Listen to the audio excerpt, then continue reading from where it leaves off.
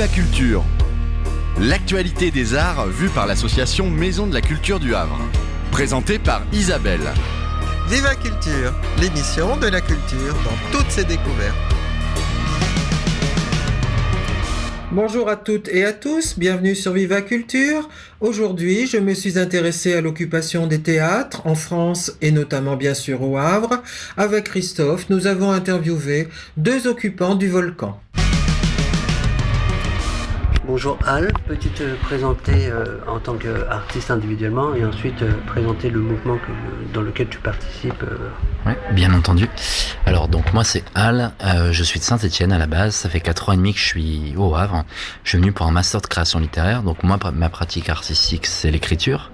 Je suis, on pourrait dire, apprenti écrivain, là je suis en doctorat de recherche et de création artistique et je fais un peu de performance.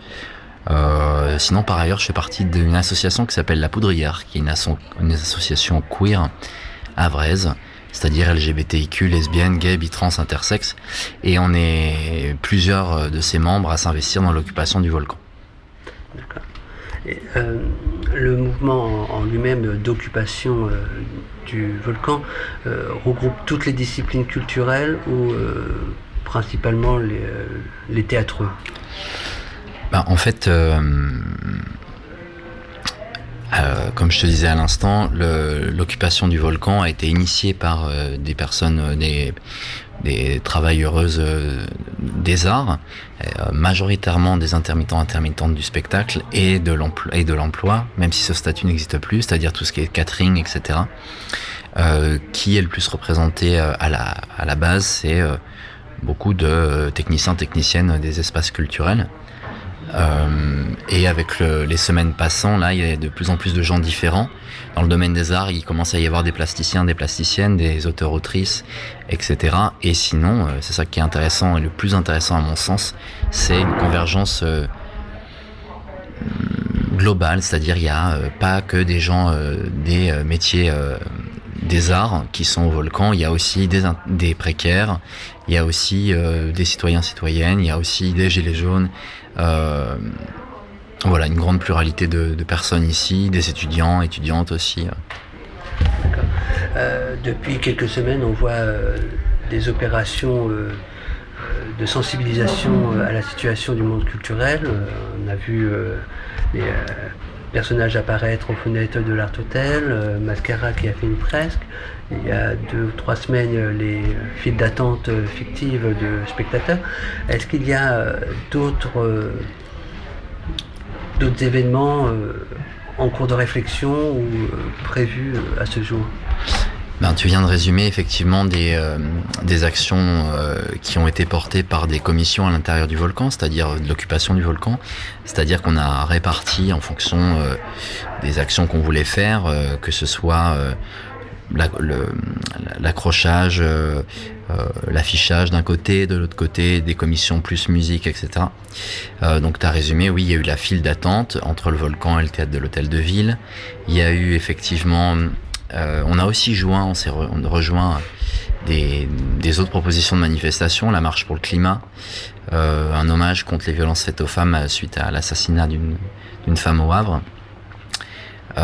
Et sinon, ce qui est intéressant à noter, c'est qu'on est aussi sur des rendez-vous réguliers, hebdomadaires, qui sont par exemple la coordination avec les autres espaces culturels occupés, c'est 2 fois par semaine, je crois. Et il y a aussi tous les vendredis de la colère, c'est-à-dire qu'on va devant des pôles emploi pour parler avec les chômeurs et les chômeuses. Voilà, en projet, il y a plein de choses qui sont en projet. Et oui, pour finir sur ce que tu disais, l'action de ce week-end, le samedi ou le dimanche, je sais plus, il y a eu dans la même journée 3 actions, c'est-à-dire une action poétique et théâtrale aux fenêtres de l'Art Hotel. Ensuite, il y a eu un groupe de batteurs percussionnistes, et ensuite effectivement Mascarade avec un live en même temps. Voilà. Pour les prochaines semaines, il y a plein de réflexions sur les actions qu'on veut porter et faire d'autres choses que ce qu'on a fait pour le moment, tout en maintenant certaines actions. Donc c'est des actions qui sont bien accueillies par le public au sens large.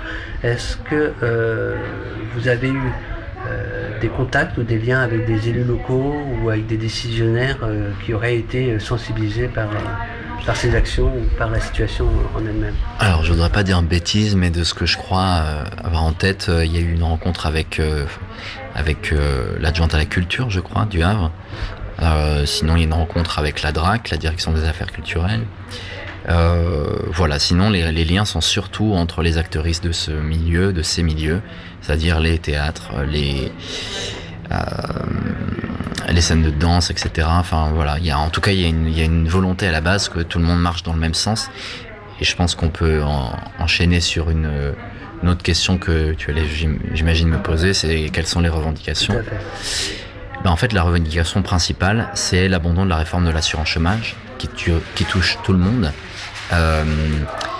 L'un des autres pôles importants, c'est le retrait des réformes de la sécurité globale, par exemple, qui, comment dirais-je, depuis le début du mandat de ce gouvernement, impose des décisions sécuritaires.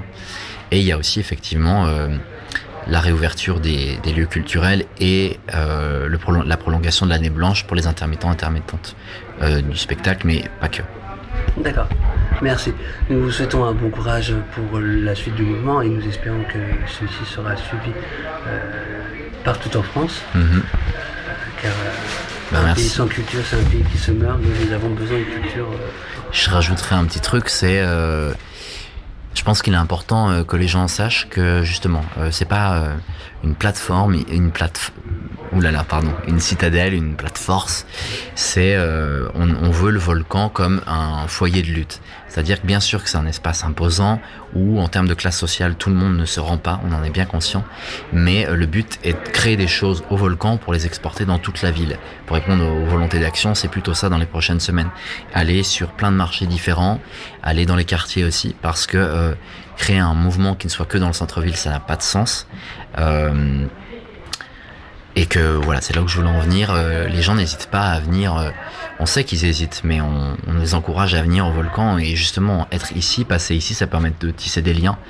Et au bout d'un moment, de se sentir complètement à sa place ici. Donc venez, et on va venir à vous aussi. Donc venons les uns envers les autres. D'autant plus que l'objet originel de la Maison de la Culture du Havre, c'était de faire de la culture pour tous et partout. On est loin de cet objectif, malheureusement. Autre sujet, effectivement, c'est le glissement des grandes institutions culturelles. On a connu dans les années 70, si je ne m'abuse, la décentralisation théâtrale, les mouvements d'éducation populaire. La ville d'où je viens, Saint-Étienne, est je perds mes mots aujourd'hui. Une place forte, merci, de l'éducation populaire. Effectivement, depuis quelques dizaines d'années, avec la création des centres dramatiques nationaux, les CDN, etc., à qui on s'adresse, même s'il y a une volonté d'accueillir les familles. En fait, c'est des familles, mais à une classe sociale assez bourgeoise, ou alors classe moyenne supérieure. On n'est plus sur une volonté de culture pour tous, en fait. Donc effectivement, c'est l'une des choses qu'on revendique. On veut une transformation des offres culturelles à venir, et qu'on arrête d'imposer aux populations dans les quartiers, par exemple, une culture auquel on leur a pas demandé leur avis pour y participer. L'idée, ce serait plutôt, je pense, c'est personnel, mais de leur mettre à disposition des choses pour qu'ils et elles puissent créer des choses en concertation avec des artistes, certes, mais que ce soit pas les artistes qui aillent vers pour tout simplement avoir leur cachet ou etc. Je pense que c'est une autre logique de la mise à disposition de la culture et la création autonome de culture. D'accord, je vous remercie.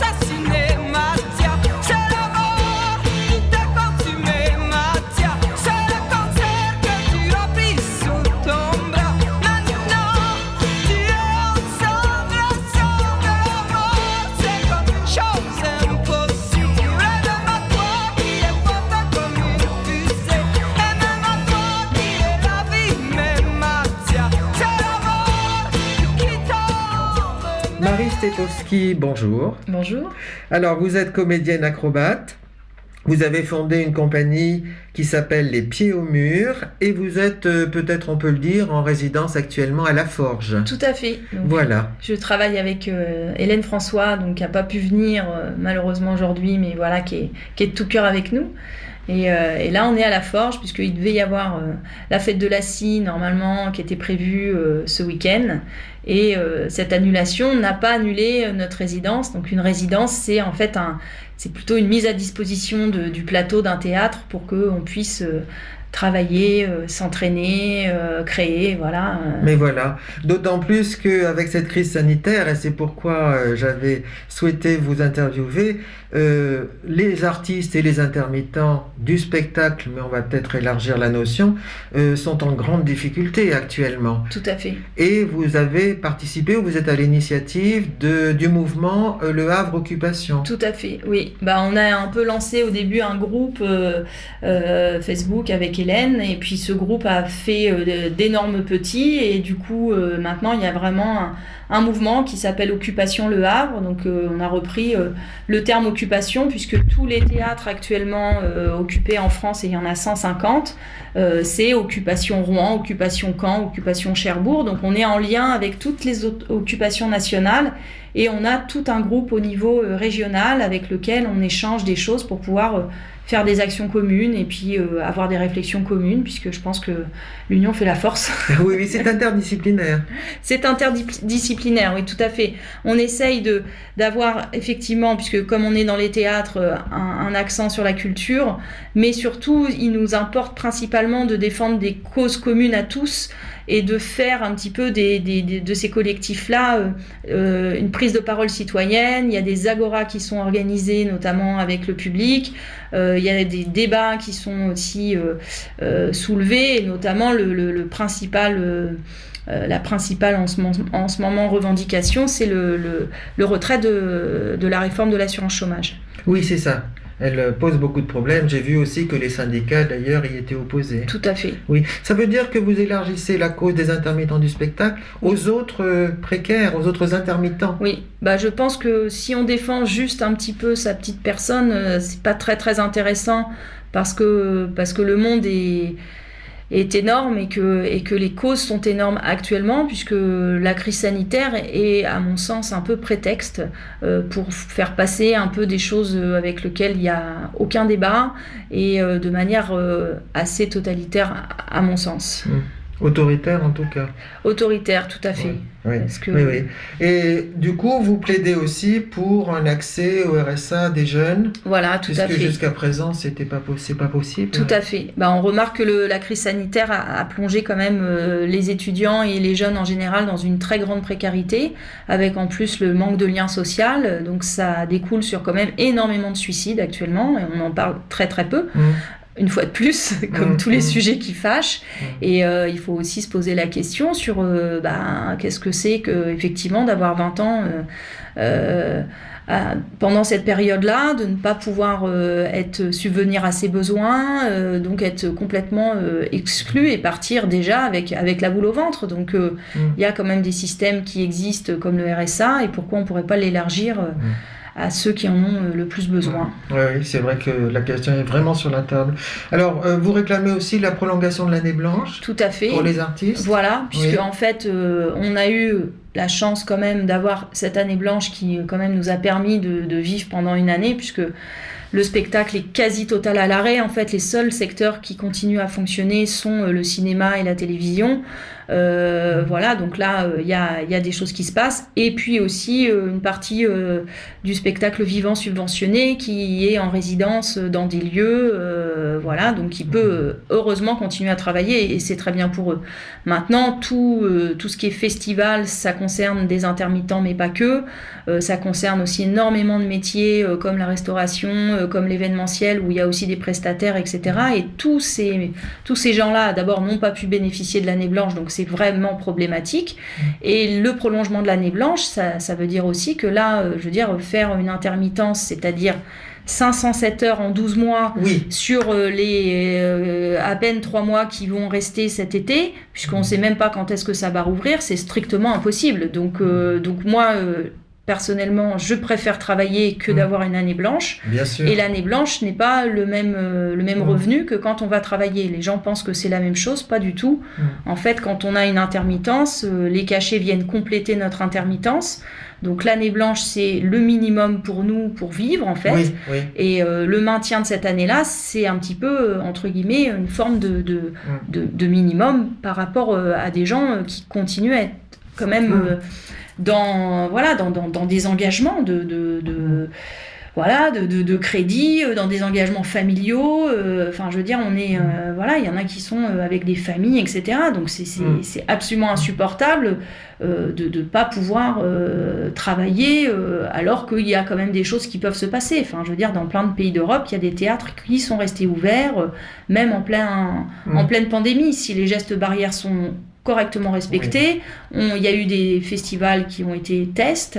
Les festivals ont été tests et on se rend compte qu'il n'y a eu aucun cas et aucun problème.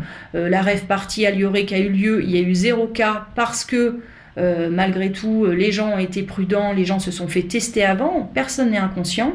Donc, enfin, je veux dire, les gens sont responsables. L'occupation Le Havre actuellement, je sais que majoritairement les gens vont se faire tester régulièrement pour qu'il n'y ait aucun cluster. Enfin, nous sommes des adultes responsables et nous avons envie de travailler. Oui. Ce n'est pas du tout parce que vous êtes des écervelés qui veulent absolument renouer les liens avec le public, même si le public est très très malheureux et très frustré. Et que c'est un métier, il faut le rappeler, qui est une passion pour beaucoup. Et quand on retire une passion d'un certain nombre de gens, c'est un métier qui impacte aussi sur la famille. Je veux dire, on a des vies qui sont comme ça, complètement perturbées, et tout d'un coup, on se retrouve à avoir une vie comme ça, être à la maison, et on est totalement perdu, en fait. On ne sait pas ce que c'est. Personne ne sait ce que c'est que cette vie-là, puisque d'abord, on ne l'a pas choisie, et qu'en plus, c'est totalement dramatique d'être mis à distance de sa passion. Oui, c'est assez bizarre, parce qu'actuellement, c'est sans doute l'inverse de ce qui se passe d'habitude. D'habitude, quand on considère le métier d'artiste, on pense très peu, je crois, à la préparation, au temps de maturation, d'entraînement, etc., de répétition.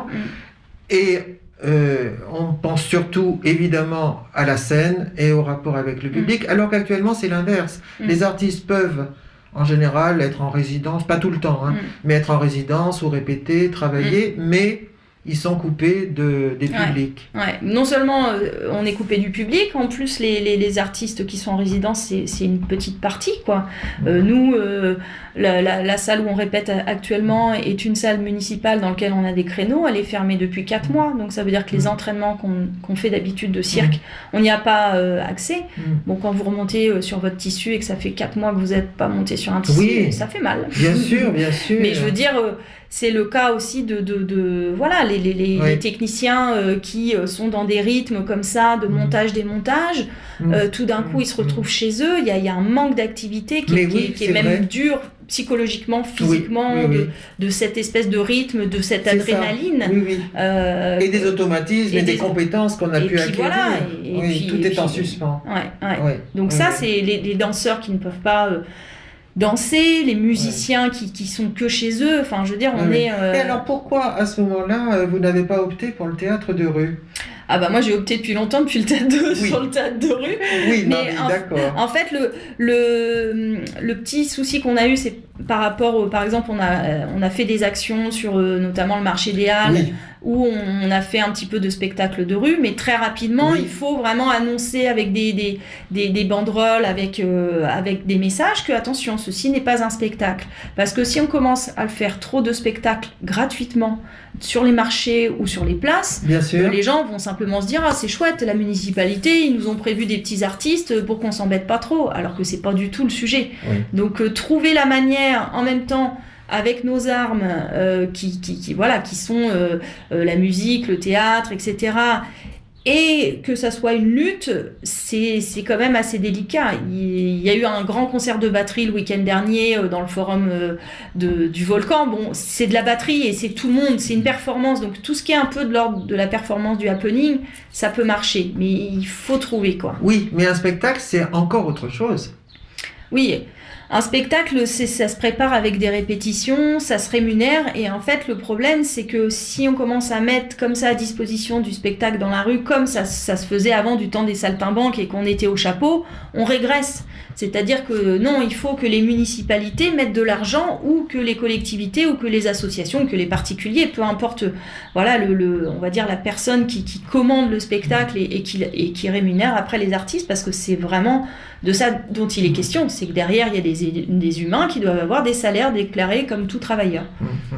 D'autant plus qu'après la guerre, le rêve était quand même, l'idéal était quand même d'aller vers un service public de la culture. Oui, on en est loin. C'est-à-dire qu'en fait, à mon sens, on a dans tous les secteurs, et ça, la culture comme vraiment, je pense, d'autres secteurs, on a réduit un petit peu l'argent et on les répartit à encore un plus petit nombre. Donc en fait, on renforce encore les écarts, c'est-à-dire que effectivement, ceux qui démarrent sortis du conservatoire actuellement, ils ont un petit peu d'aide parce qu'ils sont déjà dans un circuit. Par contre, et encore, c'est pas simple non plus, mais par contre, celui qui démarre et qui est connu de nulle part, ça va être très très dur actuellement pour qu'il fasse ses preuves, parce que les réseaux sont déjà installés.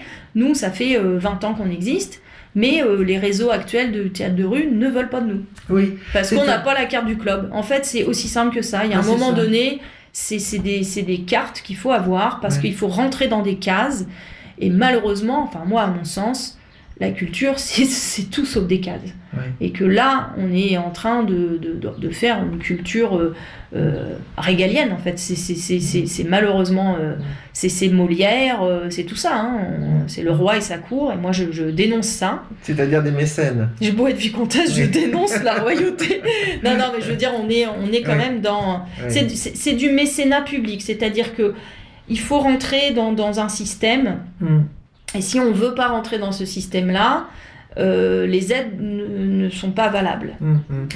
C'est normal qu'il y ait un contrôle de l'argent public, on ne peut pas donner à tout le monde n'importe comment, ça je l'entends bien. Bien sûr. Mais maintenant, je trouve que de faire systématiquement la démarche pour se faire connaître, et que finalement, les gens qui donnent de l'argent vont très peu voir les gens qui ne connaissent pas, et restent entre gens qui connaissent. Je trouve pas non plus que ce soit normal, parce que c'est leur métier. Oui, vous avez eu, je crois, un échange avec la DRAC, la Direction Régionale des Affaires Culturelles. Oui, il y a une nouvelle directrice qui est arrivée à la DRAC, Frédéric Bourra, et donc elle a profité plus ou moins du mouvement des occupations, en tout cas de la région, pour pouvoir rencontrer un certain nombre de personnes, et puis voir un peu l'état des lieux aussi de tout ça.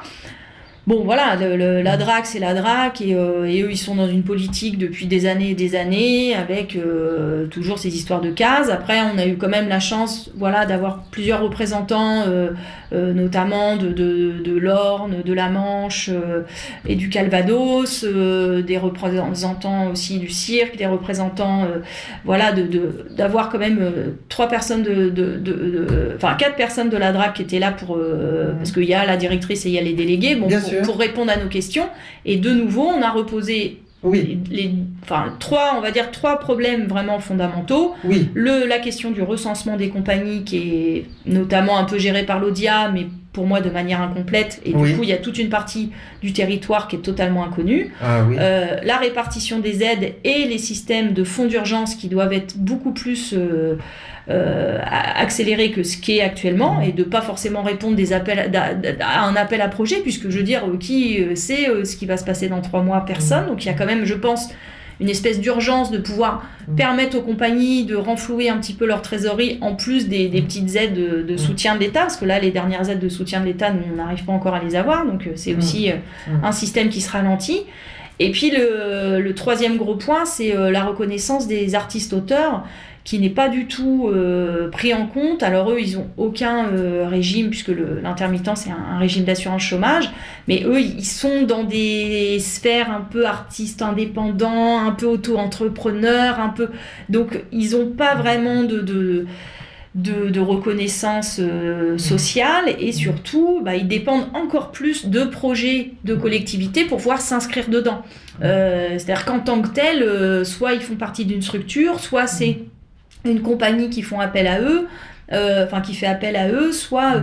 mais c'est vraiment encore là un autre sujet, un autre débat, et eux, ils ont vraiment une précarité qui est encore plus grande, parce que nous, je rappelle qu'on a encore un petit peu l'intermittence qui nous permet de sortir la tête de l'eau. Oui, c'est vrai. D'après ce que vous dites, est-ce qu'on peut en conclure, c'est peut-être un peu rapide de dire ça, que les élus, les décideurs ne sont peut-être pas assez intéressés par la culture, ne prennent pas assez au sérieux ces mais il y a un problèmes. mépris, il y a un mépris total. Enfin, il Carrément, ne faut pas avoir peur de le dire. Je trouve franchement que quand dans un pays comme la France, qui se revendique quand même comme le pays des droits de l'homme et comme l'exception culturelle, il y a 150 théâtres qui sont occupés actuellement en France et qu'on a 0 interlocuteur en face qui daigne nous s'adresser à nous et nous écouter, oui, pour moi ça s'appelle du mépris. Nous on a eu la chance entre guillemets d'avoir quand même le directeur du Volcan, Jean-François Drian, qui nous ouvre la porte parce que on a utilisé les bonnes clés pour ça et que les personnes qui sont à l'origine... Oui, et qui fait partie du Syndéac, qui soutient il fait partie du Syndéac, mais c'est aussi parce que pour moi... le collectif s'est monté avec des gens de confiance et qu'il a fait confiance à ces gens-là. Ça aurait été des gens qu'il ne connaît pas, il ne nous aurait pas laissé les clés, parce que c'est quand même son théâtre et il a une responsabilité très importante aussi. Donc voilà, on a eu l'adjointe à la culture, Madame Delafosse, qui est venue, mais juste savoir ce qui se passe, juste un petit peu dialoguer, mais pas positionner. La ville en tant que telle n'est toujours pas positionnée par rapport à l'occupation, pas officiellement. La ville d'Harfleur a fait un courrier officiel de soutien à Occupation Le Havre. Par exemple. Oui. Donc, on n'est pas dans les mêmes, pour moi, prises de parole. Et oui, je trouve que le gouvernement et, on peut dire, la ville du Havre méprisent actuellement la culture, parce que sinon... on a quelqu'un qui vient dialoguer, qui s'intéresse et qui fait remonter les choses à son niveau. Pour moi, c'est ça, s'impliquer dans un sujet qui nous concerne, c'est faire ce qu'on peut à notre niveau. Et à partir du moment où la ville ne fait rien, c'est-à-dire, bon, ils ne nous envoient pas à la police, certes, mais je veux dire, ils n'agissent pas dans notre sens pour appuyer les choses. Oui. En revanche, les publics vous ont soutenu ? Alors oui, on a organisé cette file d'attente, donc c'était une file d'attente off, puisque en fait, à l'origine, c'était à l'initiative de Havre de Cinéma. Havre de Cinéma, donc avec Ginette Dissler et puis Hélène Richards. Et puis un collectif d'associations. Et un collectif d'associations, voilà, donc c'était une très très bonne idée. Bon, après, quand il y a eu le confinement, je comprends complètement, c'est-à-dire que bon, elles ont préféré se mettre en retrait parce qu'il y avait des gens qui étaient responsables officiellement, et donc elles ne voulaient pas effectivement risquer des choses un peu compliquées, alors que nous c'est un peu flou en fait, c'est une occupation, il n'y a pas de déposition en sous-préfecture au niveau d'aucune association ou de mouvement syndical, donc du coup c'est beaucoup plus facile pour nous d'avoir organisé cette file d'attente off. Bon, je dis pas, on avait aussi nos responsabilités qui étaient engagées. Plusieurs associations ont appelé. Mais il y a eu presque 300 personnes et on a pu faire une file d'attente du Volcan jusqu'au théâtre de l'Hôtel de Ville, qui était notre objectif. C'est joli. Oui, parce que je crois qu'on ne le dit pas assez que les publics sont malheureux. Le public vient régulièrement, parce que nous, souvent, on sort une table dehors pour échanger avec les gens, distribuer des tracts, on a une petite cagnotte aussi de soutien, et là, c'est l'occasion de dialoguer avec les gens, et les gens vraiment nous font des retours absolument super, quoi. Enfin, il y a des gens qui viennent, il y a beaucoup de commerçants qui viennent déposer de la nourriture, des boulangers, des surplus. On assure un relais au niveau du Havre solidaire aussi, au niveau des étudiants. On essaye que ce soit quand même solidaire, cette lutte, et que ce soit pas juste pour défendre notre petit beefsteak perso, quoi. Oui, bien sûr, bien sûr. Et que ce soit un espace aussi de dialogue, dans le fond, entre artistes sans doute, et pas puis avec les publics. Finalement, des artistes, il n'y en a pas tant que ça. Il y a beaucoup de techniciens, il y a beaucoup de musiciens. Enfin, les musiciens sont des artistes, mais il y a beaucoup de techniciens, il y a beaucoup de gens aussi qui sont dans l'événementiel. Leslie qui est dans le catering, un collectif qui s'appelle La Poudrière, où eux, ils sont dans la défense de l'homosexualité et la compréhension des genres, etc. Donc on est vraiment dans des choses aussi qui sont sur comment on peut faire un monde meilleur, comment on peut mieux communiquer les uns avec les autres, se comprendre, comment on peut arrêter d'être dans une colère d'incompréhension parce qu'on ne se connaît pas. Et c'est pour ça que le rassemblement est pour moi la meilleure des choses. Ah oui. Du coup, oui, vous pouvez dire que ce mouvement, ça replace une forme de démocratie Oui, on aimerait bien. au centre du débat. C'est ça. Et moi, j'ai l'impression qu'effectivement, la culture, ça sert à ça. Parce que actuellement, on réclame, par exemple, vous, et pas seulement, on réclame de restaurer la place des artistes dans l'ordre symbolique. Et que sans culture, cet ordre symbolique est à bas et qu'on est mal, quoi. On est considéré sans doute comme des consommateurs, mais peut-être pas comme des sujets, comme des acteurs, comme des...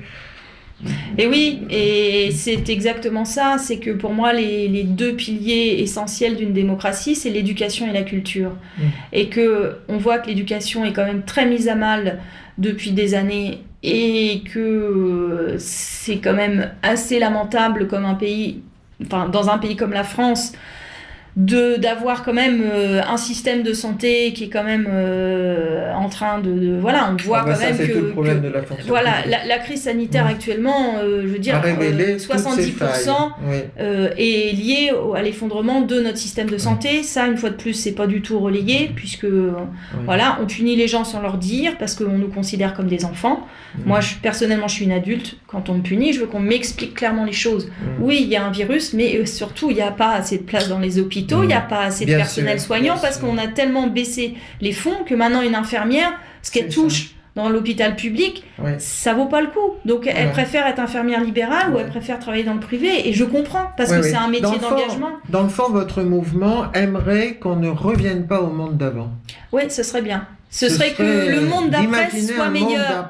C'est super utopique, mais je sais plus qui disait que l'utopie est absolument nécessaire en fait. Si on n'a pas d'utopie, on n'a pas d'espoir, on n'a pas d'objectif. C'est quoi vivre si on peut pas se projeter dans le bonheur, dans l'idéal et dans un monde meilleur. Oui, c'est un moteur. C'est ça. Oui, voilà, c'est l'amour, c'est tout ça. Donc si on n'a pas ça, non, moi j'ai rien qui me permet de continuer à avancer. Eh bien, Barry Tessowski, merci beaucoup. Merci beaucoup Isabelle. C'était Viva Culture, une émission présentée par Isabelle Royer. Je vous rappelle que les journaux de l'association Maison de la Culture du Havre sont en cours de distribution. Si vous en avez eu par magie dans vos boîtes aux lettres, merci de les distribuer autour de vous. Et puis rendez-vous dans une semaine pour une nouvelle émission dimanche prochain. Portez-vous bien. Au revoir.